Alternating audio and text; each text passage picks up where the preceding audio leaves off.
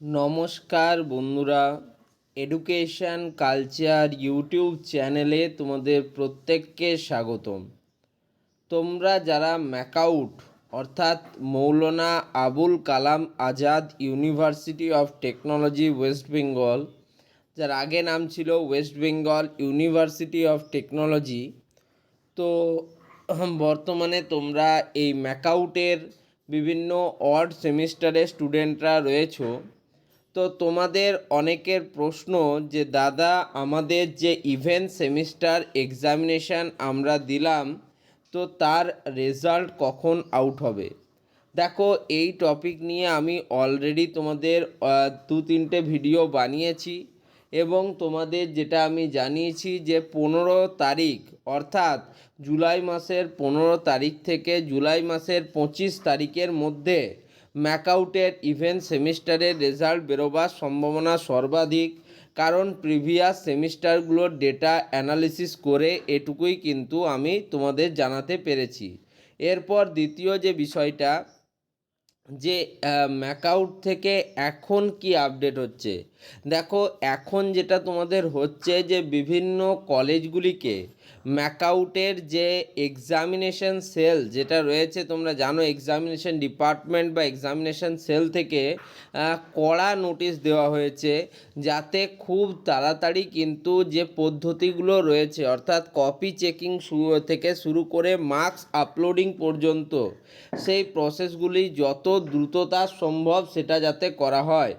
তোমরা জানো যে ম্যাকআউটের আন্ডারে অনেকগুলি কলেজ আছে যারা খুব সুন্দর এবং সুষ্ঠুভাবে তাদের এই যে এক্সাম প্রক্রিয়া, সেই এক্সাম প্রক্রিয়াগুলিকে চালনা করে এবং তার সাথে কপি চেকিং পদ্ধতি থেকে শুরু করে আরও যে বিভিন্ন আনুষাঙ্গিক ক্রিয়াকলাপগুলো আছে সেগুলো খুব স্মুথলি এবং ভালোভাবে করে থাকে। কিন্তু কিছু কলেজ আছে যারা বারবার এই প্রক্রিয়াগুলোকে ডিলে করে এবং তার ফলেই তোমার এক্সাম থেকে শুরু করে রেজাল্ট পর্যন্ত প্রত্যেকটাতে সমস্যায় কিন্তু পড়তে হয়। সেই রিগার্ডিংয়ে কিন্তু একটা তুমি বলতে পারো যে নোটিশ বলতে পারো বা মেল মারফত কিন্তু ম্যাকআউট বিভিন্ন কলেজের প্রিন্সিপাল এবং প্রিন্সিপাল ইনচার্জ যারা রয়েছেন বা এইচওডি স্যারেরা রয়েছেন তাদেরকে কিন্তু সেই মর্মে তারা নোটিশ করেছে। যতদূর জানা যাচ্ছে জুলাই মাসের 7 তারিখ থেকে 8 তারিখের মধ্যে তোমাদের যে যত মার্কস আপলোডিং থেকে শুরু করে যাবতীয় প্রক্রিয়া কিন্তু একদিক থেকে শেষ করতে বলেছে ম্যাকআউট। এবার দেখা যাক সেই জিনিসটাকে কতটা গুরুত্ব সহকারে অন্যান্য কলেজগুলি দেখে। দেখো, ম্যাকআউটের আন্ডারে কিন্তু অনেকগুলি কলেজ পড়ে, অর্থাৎ ম্যাকআউট তোমার যে ইউনিভার্সিটি অফ টেকনোলজির আন্ডারে অনেকগুলো ছোট বড় কলেজ পড়ে, ঠিক আছে। এবার সেই সমস্ত কলেজগুলি প্রত্যেকবারই স্টুডেন্টদের কিন্তু একটা বিপদের মধ্যে রাখে বলতে পারো। এবং তোমরা জানো যে বর্তমান সময়ে কপি চেকিং যে প্রক্রিয়াটা, সেই কপি চেকিং প্রক্রিয়াটাতেও কিন্তু বারংবার সমস্যায় পড়তে হয়েছে স্টুডেন্টদের। রেজাল্ট আসার পর সাপ্লির এক্সাম বা বলবো সাপ্লিমেন্টারি দেওয়া, সেটাও কিন্তু তাদের ফেস করতে হয়েছে। অনেক সময় কিন্তু আমাদেরকে পিপিআর এবং পিপিএস প্রসেস অর্থাৎ পোস্ট পাবলিকেশন রিভিউ এবং পোস্ট পাবলিকেশন স্ক্রুটিনি যেটা রয়েছে সেটা আমাদেরকে করতে হচ্ছে। তো এই জন্য অর্থাৎ এক কথায় বলতে গেলে তোমাদের কপি চেকিংয়েও কিন্তু গাফিলতি দেখা যাচ্ছে।